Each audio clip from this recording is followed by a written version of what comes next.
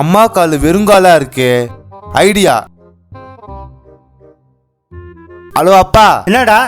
அம்மா காலு வெறுங்காலா இருக்கு, வரும்போது ஒரு கொலுசு வாங்கி வாப்பா. சரி வாங்கிட்டு வரேன்டா. சரி தேவி.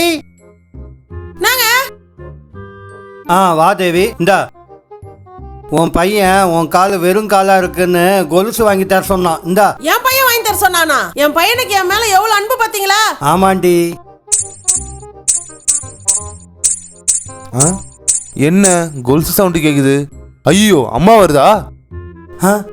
ராகுல் ஏன் போனை மறைச்சு வைக்கிறான்? படிக்கிற மாதிரி வேற நடிக்கிறானே. ஓ, அவங்க அம்மா வராங்களா? படிக்கிறியா? சரி படி படி.